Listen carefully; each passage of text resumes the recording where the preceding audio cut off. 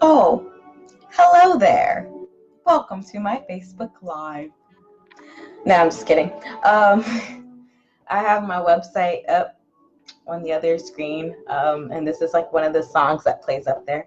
I'm not even sure if you guys can like hear it that well. But yeah, it's there. So normally I start at 5:30. I try to be a few minutes early in case some people want to, come early and get some questions in there, but I'm not sure that that'll necessarily happen today. So yeah, I am here at home on my day off, waiting here to talk to you guys about character development for stories and movies and whatever else you got going on in your creative world. I love storytelling, and I think that characters are a very important part of storytelling. Now, last week I was supposed to do a live, not last week, the week before last, I was supposed to do a live, and shame on me, I did do the live. I actually did it twice, but I did it on the wrong page. So if you guys actually want to go back and hear my talk about like editing and editing the Blood series, then you can always go to my other page, JLMS the writer, and pick that up. Or go to YouTube, because at some point I plan to post all of these Facebook Live videos to YouTube, since Facebook gives you the option to download these and put them wherever. I'm going to take off my glasses while I talk because the glare in them just bugs me. So please excuse me if I start kind of like squinting, because I can't actually see without my glasses. So if you send anything, I might look at you like this, looking to try to read. Oh, is that a bag? Might be. Anywho, so like I said, today's writing is about character development. Please excuse my hair. I just finished washing it and conditioning it, and it looks good right now, but when this dries out, it's not going to be too cute. But I wanted to get up here in time to do it because hair washing, I don't know if you guys know this, but hair washing is like an all-day thing. So yeah, that's why it's like this right now. So yeah, the last Facebook Live was about editing. This one's about character development. You'll see I have my handy little notebook here that I'll probably refer to. Everyone should have a handy little notebook to write notes in. You never know when ideas are gonna pop up in your head, and like, not that I've had this particular notebook for very long. I mean, it's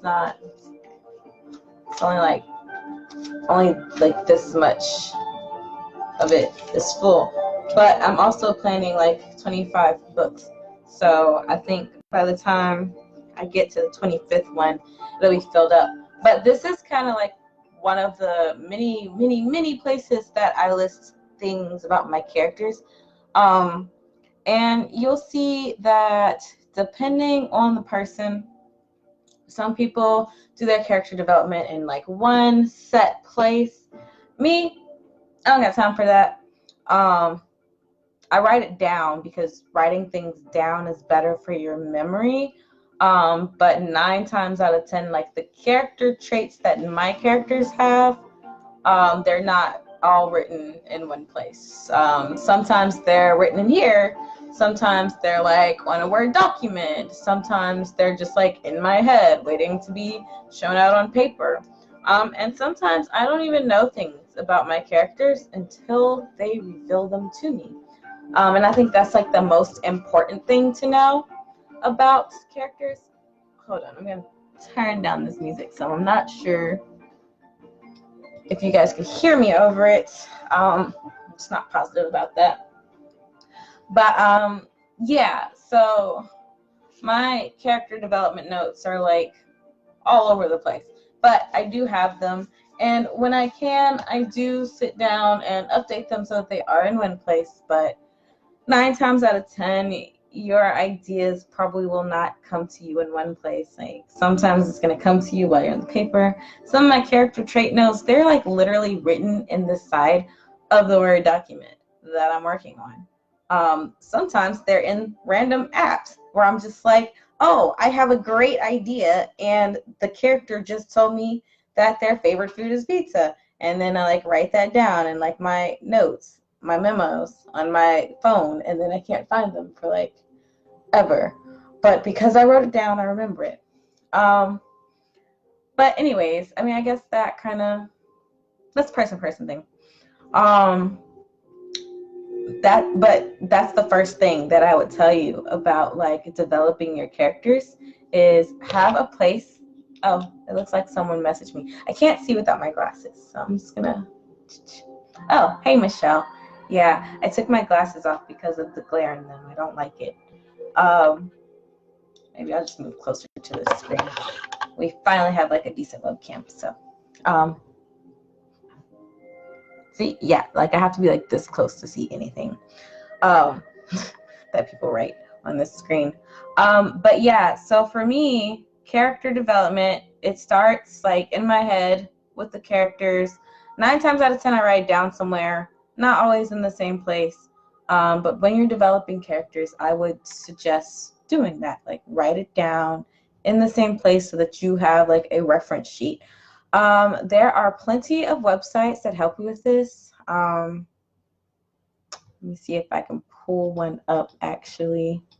I love having dual monitors at home because I can like look at 2 screens at once. It's my favorite thing in the world. But I think I get like a lot of my character development sheets just from like Googling. And they're super helpful because depending on like how detailed you want to get, some of the character sheets will have like amazing detail and other ones will just be like, oh, just write whatever.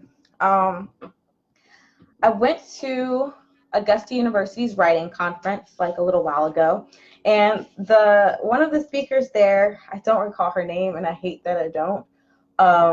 But like I was there, but not really like there. But I took notes, and she actually had some good tips about character development. So I want to share those too. Before I find, I think hers was actually better than anything you can find online. So what she suggested doing, see if I can find here, is writing 10 questions about your characters before you even get started, which I kind of disagree with to a certain extent. I think the 10 questions are great, but I don't think that you can actually write questions about your characters until you've got like a story in mind and kind of like a very vague idea of who they might be, if that makes sense. So like for instance, whenever I write, I might be like, okay, I'm gonna write a story about well yeah, let's just use the Blood Quest for example. So I was like, okay, like I'm really into Elizabeth Bathory right now, the serial killer. So I was like, I'm going to write a story about her. And it just so happened that at the same time, I was talking to some of my colleagues at Augusta University about Dracula and how I had never actually read the book Dracula, even though I feel like as a writer, that's probably like one of the classics that I should read. I did read Frankenstein. Anyways, so when we were talking about Dracula, I was like, okay, well, yeah, I should do some research on him too.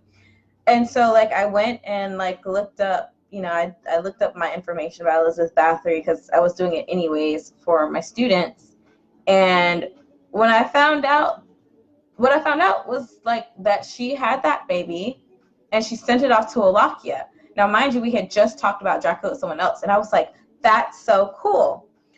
So when I started conceiving the idea for these characters, I was like, well, what kind of person would send their child off with, you know, a nurse to raise them, like, and like why would you do that? So that was like one of my first things that I thought about in, you know, relationship to that character. So I was like, well, for her to do that, she would have had to have some good reasons. It didn't help that, Farak Madazdi had actually beat the the peasant that Elizabeth Bathory was rumored to have been with, like beat him to a pulp. That didn't help matters. So I was like, okay, maybe she was scared for her life and her child's life, and thought that letting her be taken away was good. So that's kind of how I started developing Elizabeth Bathory as a character. So sometimes character development just comes from like you have an idea. It's based off of something historical, like mine kind of is.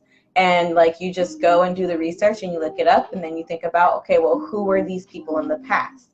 Who were they? What are they going to become? Like, what does the history say about them? And then how can I make that history a lot more interesting? So I think that's like a great way to start with character development. And so, after that, then I think you could take her advice and do like the 10 questions. So I only got to write down 8 of the 10 questions, but she said you can pretty much make up whatever 10 questions you want. But the ones that I did get down were, first, what's your character's nickname? And you guys can feel free to like jump in and like answer these about your own characters. I'd be really interested in hearing that. But these are just some questions. So first, what's your character's nickname? Let's talk about Elizabeth Bathory Tepish as opposed to Elizabeth Bathory, because right now she's the main character that I'm working on or with. So Elizabeth Bathory Tepish's nickname is actually Lizzie, or Lizzie Bear, if it's Ida Bell talking to her. So that's her nickname from them. Allergies. What are their allergies? Elizabeth Bathory Tepish, she doesn't have any allergies. Leslie, Les, and Red. Oh, is that for Leslie? But that's for Leslie. That's cute. But yeah, so allergies is the second one. Why Les and Red though? Why? I mean, I get Leslie and I get Les, but why Red? Why is Red a nickname for Leslie? You can tell me later. Elizabeth Bathory Tepish doesn't have any allergies that I know of. But it might be interesting to explore that later. I don't know. What's your character's favorite music? Or, do they listen to music? You can kind of put that question however you want. Literally, this is just a list of topics she put, and then you just kind of form your own questions. Elizabeth Bathory Tepish, her favorite music is actually really akin to mine. She loves, like, I don't want to say alternative things, but she's kind of like a dabbler. She likes a little bit of everything. Although there is a scene in the second book, or there was supposed to be. I think I cut it, and I think it's actually going to go in the third book. There's a scene where she and one of the other characters are listening to rap music, and he's like, "You like rap music?" And she's like, "Yeah." Is that a problem? Because she's not really, I don't know. I guess he thought that rap didn't really suit her character, but she listens to a bit of everything, much like I do.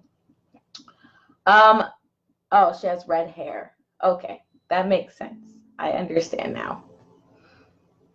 Must be, I'm not going to ask that question. I'll ask about it later. So the fourth question is about books. Does your character read books? If so, what's your character's favorite books? Why do they like those books? What does it say about them? You can kind of like go off of a whole tangent with that. I haven't really explored EBT's love for books, but I would have to say that she's definitely a nerd, and she's definitely read a lot, because when you're trapped inside of a castle for 300 some odd years, I mean, what else are you really going to do? And that's actually talked about in book 3, which I'm working on right now. There's literally a line in there where one of the characters is like, "Why do you know this?" And she's like, "I was locked up for 300 years. What else did I have time to do?" So I would say she's well read, but I don't know, like, what all she's interested in reading. I don't think I'd have to assume that she's into, like, Jane Austen novels or something. But I don't know, when you're that well read, who can tell? Maybe she just likes everything. Kind of have to figure that out as I go along. I'm sure that'll reveal itself to me. Or she will. This one, the fifth one, I think this is like a really interesting question because I've never thought about it for a character. And if you haven't thought about this as a character, then I think it's definitely one that you should try answering. So the fifth question is like, what's your character's favorite sleeping position? And when she said this one, I was like, who knows that about their characters? Like, why do you need to know your character's favorite sleeping position? But I can say that, like, for one of my other projects, I do have a character who, like, her favorite sleeping position, well, not her favorite, but, like, she tends to, like, fall asleep at her desk, like, doing artwork, so she'll, like, fall asleep like this, and I had the hardest time describing that position in that book. Still haven't figured out, like, a good way to explain that. But for EBT, Lizzie there, I don't know. I feel like she sleeps like arms splayed up and mouth all up and slob coming out of everywhere. I just imagine her as being a very like all over the place type of sleeper. Yeah, I was talking about Dami. But yeah, EBT, I think she just everywhere. Drool. I can't imagine. Actually, I think I sleep like that. So it's true what they say. You do end up putting some of yourself into your characters, and you never notice it until after you've like talked about it, or until you've reread something. And you're like, wait, that's a thing that I do. I don't know why I gave that character that trait. Yeah. So the sixth one is religion. Does Damiana, not Damiana, Lord, you confused me. I'm not talking about that character. I'm talking about Elizabeth. Does EBT have a religion? Well, that's complicated. She is like a tribrid. She's vampire, human, Sluagh. This isn't too much of a spoiler, but later on we find out that she's human, vampire, Sluagh, and she's got another part in her. So yeah, she's part fairy, which is kind of what Sluagh are, but not really. But anyways, she's got like 4 different races in her, and so religion might be kind of weird for her because that particular character, when you're like 4 different breeds of like magical creatures, like, do you believe in a heaven and a hell, or do you just kind of like live life? I mean, her father was Dracula and her mother was, Elizabeth Bathory, the serial killer. With all that killing, I mean, I feel like she kind of has to believe in something because she sucks souls. I don't know. Maybe she creates her own in the future. Who knows? The seventh question that you can ask about your character, or, just as an idea. Level of education. Like I said, Elizabeth Bathory Tepish is very well read. So I would probably say that she's got like doctorates level of education. But formal education, I mean, she probably went to like finishing school when she was like a child, because this is like back in the like 1600s. So yeah. I have other characters who probably have high levels of education, and some of them are still in high school. So, there's that. But I thought that was an interesting one too. And then you could also ask about, do your characters have any, let me see if I can read my handwriting, nightmares or hauntings? I think that's a great character development question. Like, what does your character fear? Because I think that knowing what your character fears, or knowing like if they have nightmares or hauntings, like knowing that information can really help you like turn the tide of your story.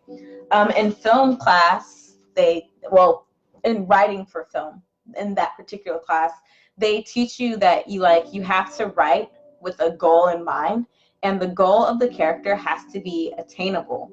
So if you know what your character fears, then it's really easy for you to put it in that format. And just to give you an example, so like the format is, it's a story about blank who wants to blank but can't because blank, so decides to blank, resulting in blank. And what you do is when you write that out, you fill out each of the blanks, and then from there you can kind of figure out like what your character's goal is, and not just their external goal but also the internal goal. And I know like a lot of writers talk about that and they don't really explain the difference between the internal goal and the external goal, but film class explains it really well. So if you've never had a chance to take a writing for film class, they'll explain it this way. An external goal is something that's physical, something attainable. So like an external goal is, I'm gonna go eat that pizza. Like you can physically go do that. So like that is a external goal. Your internal goals, or your internal desire rather, I think I'm fudging up the words, but your internal desire is more like who you are or what you are on the inside and what you really want. So like your external goal is like, okay, I'm gonna go get that pizza. But your internal might be something that's like, it's something that's only in your head. So it might be like, I don't say gain weight, because that wouldn't be like a good internal goal. Internal desire would be like, I'm sorry, I should prepare for this better. And the sad thing is, I probably actually have those notes somewhere.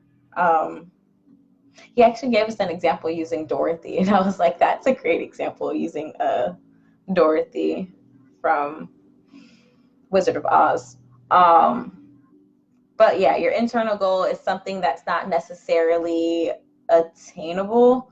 So like, oh, actually, no, I do have a good example of it. So I wrote in that same film class, I wrote a story about this guy who wanted to marry this girl, but couldn't because he didn't think that he was, good enough for her. So, but he decided to propose anyways, and it resulted in something good happening. So like his internal desire was like, okay, or his internal fears rather is like, his internal fear is like, I'm not good enough for her. I don't make enough money. I'm not very whatever. So like internally he was like, I want to be like a better person so that I can be worthy of her. That's an internal desire. And his external goal was just to marry her. So that was like what I wrote about. It's a cute little short. I might post it one day. Not today though. Anyways, that's an example of those. And so knowing nightmares or hauntings, I think would help with knowing like those internal fears or internal desires, and help you make like a better character, personally. So yeah, that's 8. I think you can pretty much put any other 2 things in there. Trying to think of something interesting I can tell you that you might want to like think about in developing your own characters. Maybe you want to think about like what their favorite artwork is. That's like a thing that could help with character development, is knowing like their favorite artwork. Knowing what, did I say food already? No, I didn't actually. I think that's very important. It's very important to know what your character's favorite food is. I don't know how many instances in a book or in a short story where food comes up. And so I think it's really interesting where a character is like, oh, you stole my favorite candy. And like, we don't know what the candy is. So I don't know. I think like that would be a good question. Like, what's your character's favorite food or candy or drink? How old is your character? I mean, you kind of have to know like the basic things about them too, like, race, ethnicity, gender is like a big thing today. So you want to know like what, or in conjunction with gender, maybe like what their like sexual orientation is, who do they see themselves as, like those are also good things to include, especially today where publishing is turning into like a diverse, like a very diverse thing. All of those are great things. I don't know, eye color, you know, what kind of clothes do they like to wear? Where do they go to school at? Are they in school? You know, what do their parents do for a living? That might be something to help you develop a character. There are all sorts of questions. I think one of the best things of advice I've gotten about developing a character is to just like think about yourself as a person and like write down like all of the traits and things that you have as a person, and then go do that for your characters. Because then that'll kind of tell you like how to build a character that's interesting, that people are going to connect with. Because at the end of the day, writing is just about human connection. And I hate to say it, but nobody's going to care about your characters or whatever project you're doing unless you build someone who's interesting and who can connect with other people. That's just my personal take on it. Anyways, so there's some free printable workshops on thinkwritten.com, it looks like. Let me see what some of these questions look like, if it'll show me. It asks about what's your character's name and how they feel about it. Oh, that's actually a really good one. So like one of my favorite books in the world is Spanking Shakespeare. And so like in that book, the character hates that his name is Shakespeare because he's like, oh, I'm supposed to be like this great writer, this great bard like Shakespeare, but then my last name is Shapiro and my family is crazy. And I don't know, like he gets a lot of flack about his name being Shakespeare, and then he's also a writer. So I think that's why that's a great question. Okay, that's my husband, guys. Okay, yeah. Anyways. Okay, that's my cat. Thank you for that. Wonderful. Okay. Moving on. One of the questions up there is like, how did that character get their name? Oh, Spanking Shakespeare is a great example of this. Because in Spanking Shakespeare, his family like changes the story about how he got his name all the time. And one of the funniest ones is just like, oh, you got your name after your father and I did that thing in that place, and you just kind of read it and you're like, they did what? I think one of them was like they had the names inside like a bowl and they just like picked one out and it happened to be Shakespeare. For my character, I mean, it was really easy for EBT because I was just like, okay, Elizabeth Bathory is her mother's name and her father's last name is Tepish, so voila, name. But actually, it really came from like a prompt. Like I was teaching I think I've told you guys this before. I was teaching like well, not really teaching. It was like a group for writing, and I was giving them like creative writing prompts. And one of the prompts was like, write a letter to someone about them being like their child or something like that. I don't remember what the exact prompt was. And I was like, oh, again, like I had just had that conversation. So I was like, okay, I got this. Elizabeth Bathory and Vladimir Tepish had a child, and now she's trying to figure out who her mother is. And is her mother actually Mina? Again, I've never actually read Dracula, but I know that Mina is a character in Dracula. So I was like, she probably thinks her name is Nina.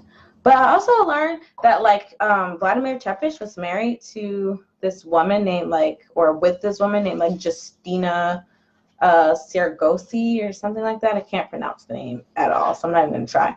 But anyways, he was married to her or with her, and so like in my characters, like in the first book, in the first letter, like she mentions like, well, I know Justina can't be my mother because blah blah blah, and she's like, so who is it? Anyways, that's how she got her name. I've never actually looked up the name of Elizabeth, but I know it's like a very common name for like people in that era. Let's see. This list also has character, age, birthday, zodiac sign. Elizabeth Bathory Tepes is like 400 something, 427, 428, something like that. I think she's 427 in the first book, and by the second book, not the second book, I think by the third book she's had a birthday. I'm not entirely sure. I have to go back and consult my timeline, which just goes back to like, write it down, guys. Like I literally have like an event timeline for my book. So when I forget things about my characters, I can just pull it up and be like, oh, did I say this thing about this character? I don't remember. Let me see. Matter of fact, I can probably tell you exactly how old she is. Give me a second to find this folder. And then I'll have that answer. Work. Writing. Novellas.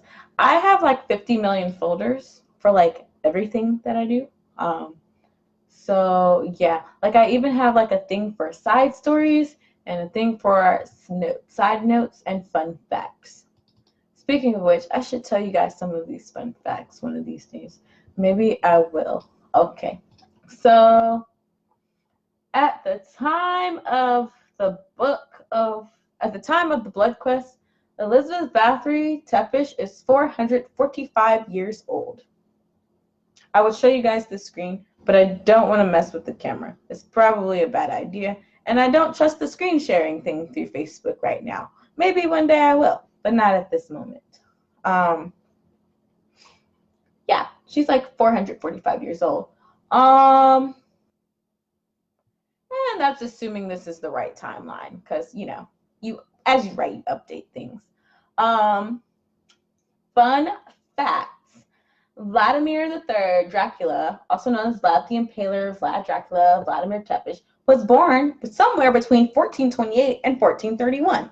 Nobody knows when his actual birth year was because I guess they didn't keep good records back then. Also, they didn't have birthdays back then. You're welcome. You just learned something about history. Okay, I'm gonna table that for now. Your character's physical traits. Oh, what do they wear to bed? I do actually like talk about that in some of my books. Like sometimes you'll know what my characters are wearing to bed. Where do they live? How do they feel about their living arrangements? What do they do for a living?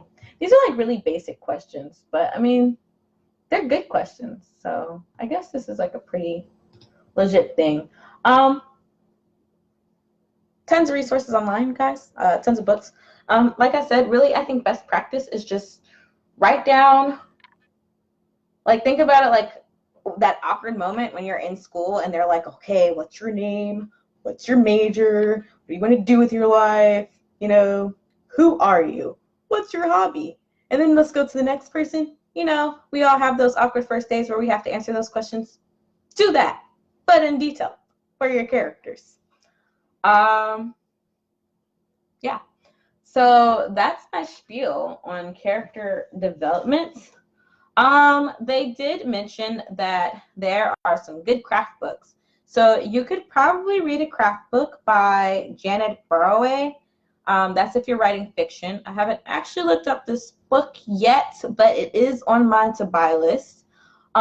If you write nonfiction, anything, then there's one by like someone named Judith Barrington who has a craft book.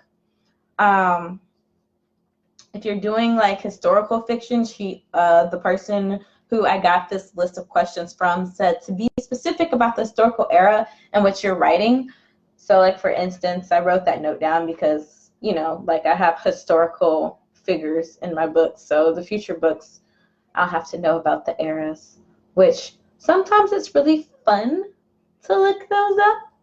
And other times it's like, do I really need to look this up, or can I veer more towards the fiction side? And 9 times out of 10, I veer towards the fiction side because ain't nobody got time to be looking up all the historical facts.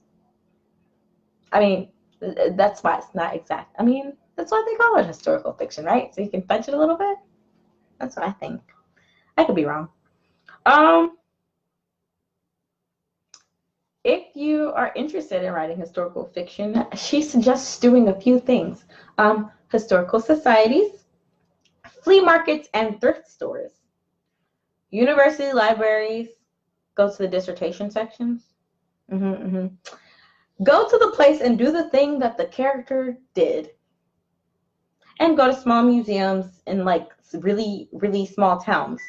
Like they have the most interesting museums and things there like you would never know. Like my hometown of, well, I guess my hometown of Augusta, Georgia has like its own little museum.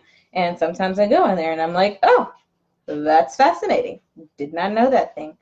Although I don't think I've been in a while, so I don't actually remember what the exhibits look like.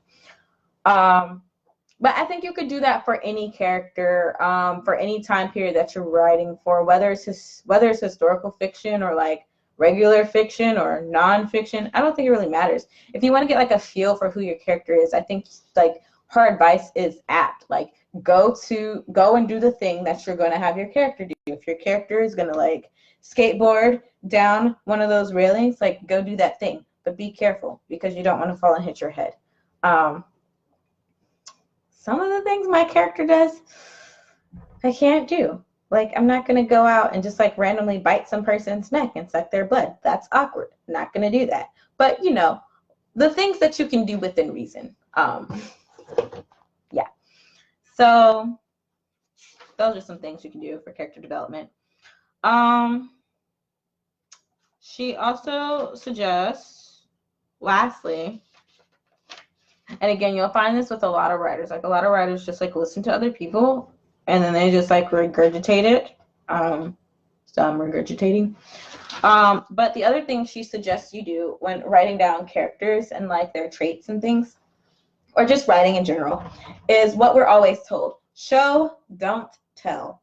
And like it sounds, it's easier said than done, and it sounds like really simple sometimes, but you know, sometimes it's not. So essentially, what you can do is you can write a chart, you know, break it up: sight, sound, smell, touch, taste, and then like you write a line for each, and then you like describe that scene in those things. But then you can do that with a character too. So like you can take this and like with your character, you can be like, okay, what does my character look like? What does my character sound like? What do they smell like? If I touch them, what am I going to feel? Are their hands going to be rough? Are they going to be soft? Are they going to be like, you know, prickly? Like, you know, what are they going to feel like? And taste. I mean, I'm not saying you would know what your character tastes like, but if you're going to have somebody lick them later on, it might be a good idea to know.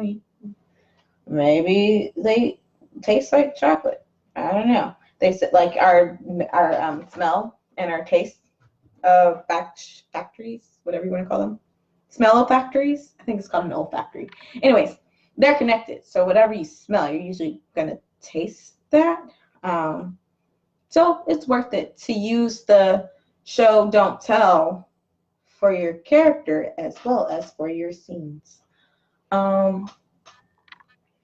Yeah. So I only have like people keep popping in and out. Michelle, you're like literally my only constant viewer, but that's fine. I don't know. Do you have any questions? I'm gonna give like 2-3 minutes for questions, and then I'm probably gonna like sign off for the night because I still have some things to do. But questions, comments, concerns? You want to talk about your characters, your stuff, my stuff? Doesn't matter. Topics for next Facebook Live would also be helpful. Kind of winging this thing. Winging. Yeah.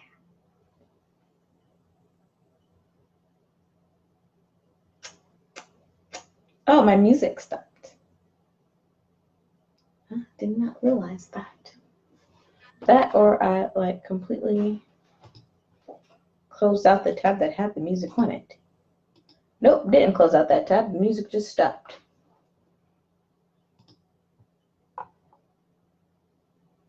I think that's weird that I went through the whole entire soundtrack. I'm sorry, guys. I'm touching my face and coronavirus is out right now.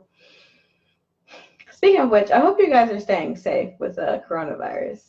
You're on the spot. You're not on the spot. No one reads this. No one watches this right now. Maybe you'll be on the spot like a few years from now, but not like this minute.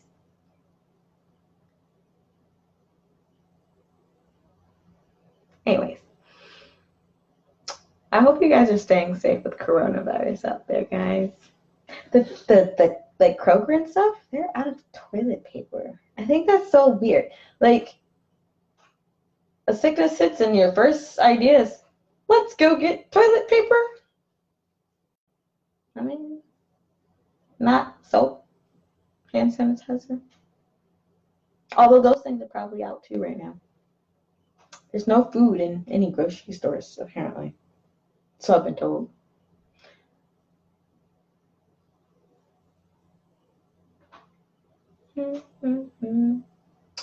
Well, I don't really have much else to say, guys. I gave you all my tidbits for character developments. Not sure what the next topic is going to be. Would love to know what people want to hear about. Oh, how would EBT react to the coronavirus? Oh, that is a great question, actually. I don't know. I feel like she'd be like, ooh, I can't drink anybody's blood because it's infected. Well, if it spreads that way. We don't even know how the thing spreads or anything.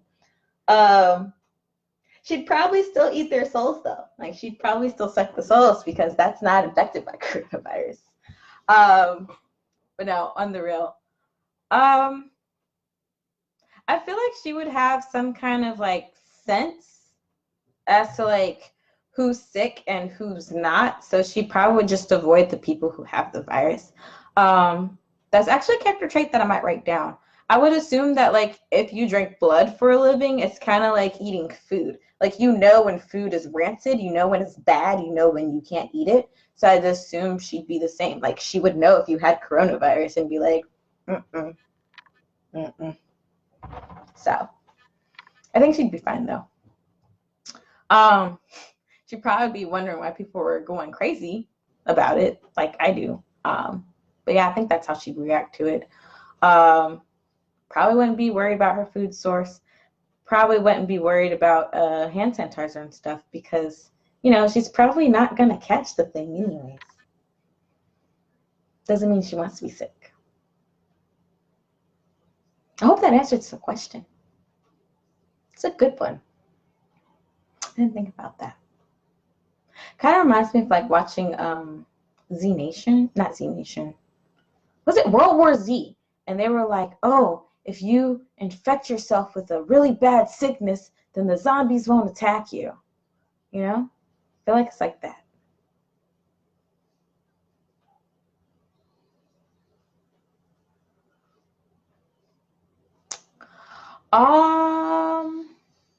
So on my website for Women's History Month, because March is Women's History Month, guys. Yeah. Everyone talked about International Women's Day, which I kind of forgot to post on that day, which is bad, but I had a lot going on. Anyways, but it is Women's History Month. So on my website, I have a post about Women's History Month and Elizabeth Bathory.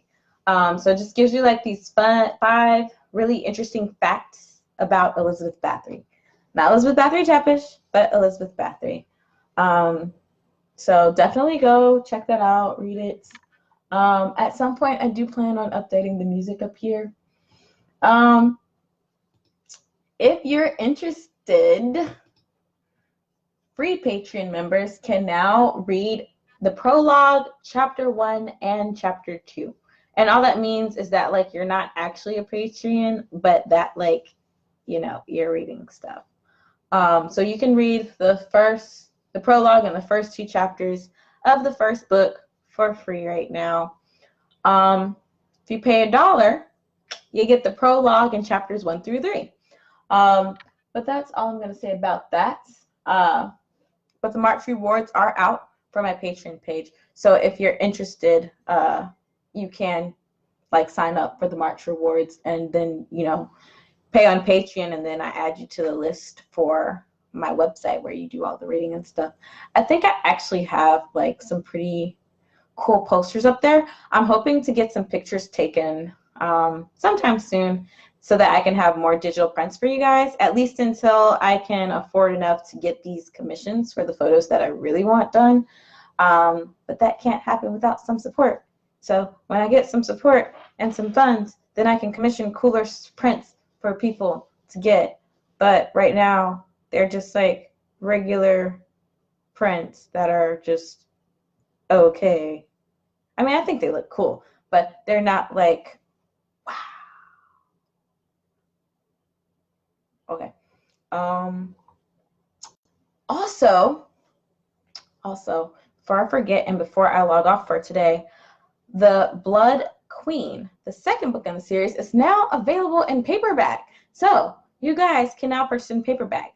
And I'm not going to show you the paperback right now, but I am going to show you on my next live event, which will be 2 weeks from now on Saturday, same time, 5:30 p.m.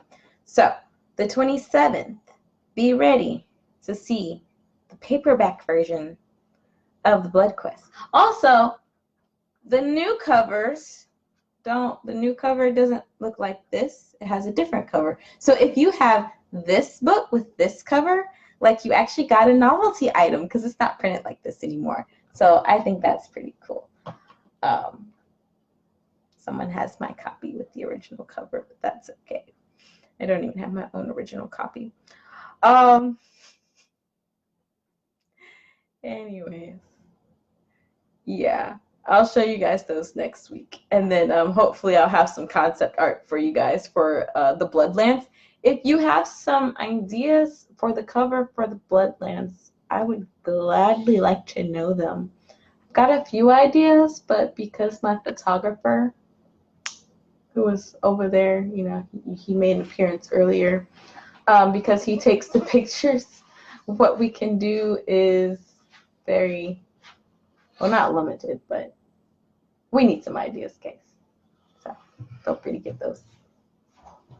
But yeah, that's all the updates I have. If there are no other questions, I think I will call it a night so that I can go and watch The Chilling Adventures of Sabrina, because I'm a nerd and I like those things. So, okay, I'm gonna call it a day. I'm sorry, guys. I swear, the next time I do this, I will wear contacts. I know this glare it's bothering me, so it's gotta be bothering It's bothering me too. Nobody asked you. No one had to. The glare is bothering me, so I think for now on, when I do these, I'll just have to remember to put contacts in. Hey, my hair is pretty dry, and you know what? I actually think I like it like this. So you know what? It might actually stay like this. I know I said differently earlier, but you know what? I think I changed my mind. I like it too.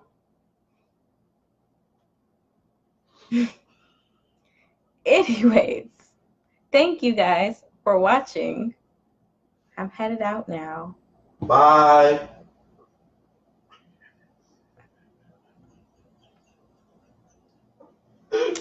He doesn't have his own Facebook page, so he has to get on mine. Yep. And annoy my viewers. Yep. But that's okay. That's okay. Is it? Good night, everyone. Good night. Thank you for watching. I'm ending the video now. Thanks for your support. Especially you, Michelle, my #1 viewer. Love you. Good night.